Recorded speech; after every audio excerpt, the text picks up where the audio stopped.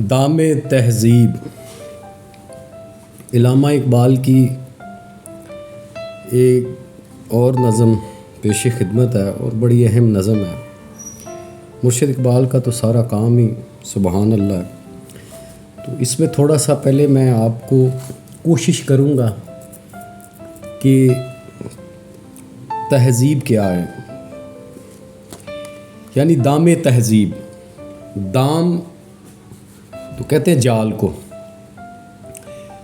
اور تہذیب کے جو لغوی معنی ہیں اس نظم کو سمجھنے کے لیے یہ جو ہے نا لفظ تہذیب تھوڑا سا آپ کو سمجھنا پڑے گا۔ تو لفظ تہذیب کے جو لغوی معنی ہیں، لغوی معنی جسے کہتے ہیں ہم، وہ ہے آراستہ کرنا، کسی چیز کو سجانا، سنوارنا، پاک کرنا، کسی چیز کی اصلاح کرنا، اور ایک ہے اس کے اصلاحی معنی۔ تہذیب انسان کا اپنی ذہنی اور اخلاقی قوتوں کو ترتیب دینا اور انہیں کام میں لانا۔ جماعتوں کی تہذیب افراد کی محنت و صلاحیت، ذوق فکر کی پیدا کی ہوئی چیزوں کا مجموعہ تہذیب کہلاتی ہے۔ تو یہ تہذیب کے لغوی اور اصطلاحی معنی بتانا اس لیے بھی ضروری تھا کہ آپ دیکھیں گے کہ جو اہل یورپ ہیں وہ اپنی تہذیب پہ کتنا فخر کرتے ہیں، اپنے آپ کو کتنا آراستہ، سلجھے ہوئے، پاک صاف سمجھتے ہیں۔ تو علامہ اقبال فرماتے ہیں کہ اقبال کو شک اس کی شرافت میں نہیں ہے، ہر ملت مظلوم کا یورپ ہے خریدار۔ یعنی مرشد اقبال تنزیہ طور پر فرماتے ہیں کہ اہل یورپ کو اس خصوصیت میں اہل یورپ کی اس خصوصیت میں کوئی شک نہیں کہ وہ ہر مظلوم ملت کے ہمدرد بن جاتے ہیں، لیکن جب ان پر قابو پا لیتے ہیں تو یہی شریف لوگ، یعنی تہذیب یافتہ لوگ، یعنی اہل تہذیب اور فتح کیے ہوئے علاقوں میں شیطانی تہذیب پھیلا دیتے ہیں۔ یہ پیر کلیسا کی کرامت ہے کہ اس نے بجلی کے چراغوں سے منور کیے افکار۔ مسیحیت کے مذہبی پیشواؤں کی یہ کرامت ہے کہ اس نے بجلی کے چراغ جلا کر خیالات میں روشنی کر دی، لوگوں کے پاکیزہ خیالات کو تبدیل کر کے تہذیب مغرب کا گرویدہ بنا دیا۔ یعنی اہل یورپ کتنے جدید خیالات کے مالک ہیں۔ جلتا ہے مگر شام و فلسطین پہ میرا دل، تدبیر سے کھلتا نہیں یہ خدا دشوار۔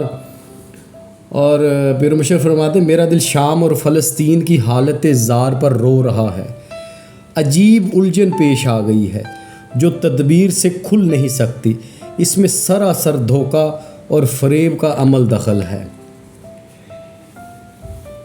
ترکان جفا پیشہ کے پنجے سے نکل کر بیچارے ہیں تہذیب کے پھندے میں گرفتار۔ یعنی ان ملکوں کے غریب باشندے ترکوں کے پنجے سے تو بے شک آزاد ہو گئے، جنہیں اہل یورپ ظالم کہا کرتے تھے، لیکن اب وہ یورپی تہذیب کے جال میں گرفتار ہیں، یعنی غلامی میں، اور ان کی رہائی کی کوئی امید نہیں ہے۔ یعنی جب شام اور فلسطین اور دوسرے عرب ممالک ترکی کی سلطنت میں شامل تھے تو اہل یورپ یعنی خلافت کے جو اس وقت ترکی کے جو خلیفہ سلطان عبدالحمید تھے، ان کی اعلیٰ تہذیب والے، یہ یورپ اعلیٰ تہذیب والے بار بار اعلان کرتے تھے کہ ترک ان پر ظلم کرتے ہیں۔ آخر پہلے جنگی عظیم کے بعد ملک آزاد ہو گئے، لیکن یہ اعلیٰ تہذیب والے یعنی یورپ شام پر فرانس نے قبضہ کر لیا اور فلسطین پر برطانیہ نے قبضہ جما لیا۔ وہ ظلم و ستم شروع کیے کہ خدا کی پناہ ہزاروں عربوں کو موت کے گھاٹ اتارا گیا. وہ عرب جو ان اہل یورپ کی سازشوں میں آ کے اہل ترکوں سے لڑتے تھے اور خلافت ختم کرنے کے پیچھے لگے ہوئے تھے. اور جو کچھ شام اور فلسطین میں ہو رہا ہے اس کا ذمہ دار کون ہے؟ مرشد اقبال فرماتے ہیں اور آج ظلم و ستم کی مزید مثال ہمارے سامنے ہے. کشمیر کی صورت میں، برما کی صورت میں، انڈیا میں اور ساری دنیا میں جہاں جہاں مسلمان ہیں اور وہ ظلم کا شکار ہیں، اور ان کے پیچھے یہی اہل تہذیب یعنی اہل یورپ یعنی انگریز جو اپنے آپ کو سب سے زیادہ اور بہت بڑی تہذیب کے مالک سمجھتے ہیں. تو یہ عربوں کی نادانی تھی کہ انہوں نے ان کے اشاروں پر ترکوں کے خلاف یعنی انگریزوں کا ساتھ دیا، پھر خود بھی ان کے جال میں پھنس گئے. اور ہمیشہ اس چیز کا پرچار کرتے رہے یہ اہل یورپ جو اپنے آپ کو اعلیٰ تہذیب یافتہ کہتے ہیں کہ جو خلیفہ ہے یعنی ترکی کا، وہ جو دوسروں پر جو ہے نا وہ ظلم کرتا ہے، ان پہ قابض ہوا ہے. تو ان کے ساتھ مل کے انہوں نے وہ خلافت کو ختم کیا. پھر خلافت ختم کرنے کے بعد ان پر انہوں نے قبضہ جما لیا انہی اسلامی ملکوں پر.